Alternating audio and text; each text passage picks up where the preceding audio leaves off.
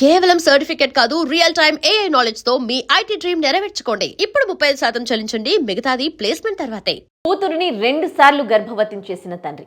ఆడపిల్లలకు సమాజం ఇంట్లోనే కాదు, పాపం కన్నవాళ్ల దగ్గర కూడా భద్రత లేకుండా పోతోంది. అతను కన్న తండ్రి అయినా కూతురిపై చేసిన దారుణానికి ఎంత పెద్ద శిక్ష విధించినా సరిపోదు. 16 ఏళ్ల తన కూతుర్ని తండ్రి 2 సార్లు గర్భవతి చేయడం అత్యంత ఘోరం.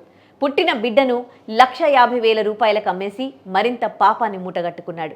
తల్లి లేకపోవడంతో కంటికి రెప్పలా కాపాడాల్సిన ఆ తండ్రి కసాయివాడిలా మారి కూతురిపై కన్నేశాడు. లైంగికంగా వేధించి ప్రపంచంలో ఇంత వర్స్ట్ ఫాదర్స్ కూడా ఉంటారు అనేలా చేశాడు. వినడానికే కష్టంగా ఉన్న ఈ స్టోరీ ఏంటో ఇప్పుడు చూద్దాం.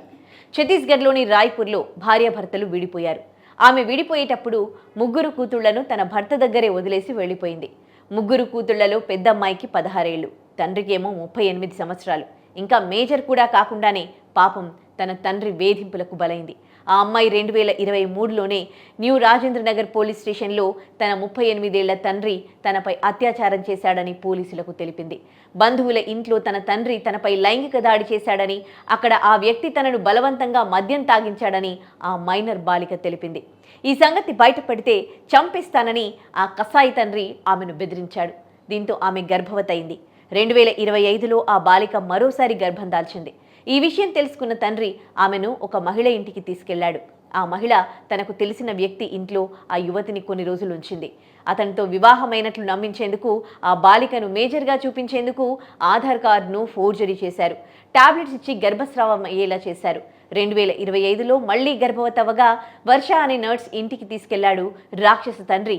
నకిలీ ఆధార్ కార్డు సృష్టించి ఆమెకు పెళ్లయిందని చెప్పి ఓ ప్రైవేట్ హాస్పిటల్లో చేర్పించారు.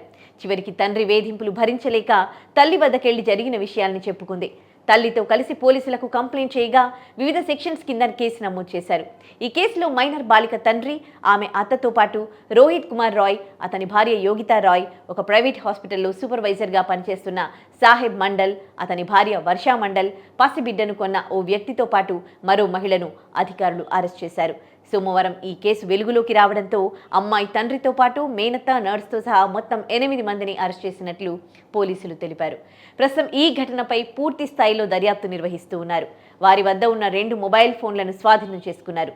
పోక్సో, పిల్లల చట్టాలతో సహా పలు సెక్షన్స్ కింద నిందితులపై కేసు నమోదు చేసినట్లు పోలీస్ అధికారి తెలిపారు. వారిపై చట్టపరంగా చర్యలు తీసుకుంటామని వెల్లడించారు.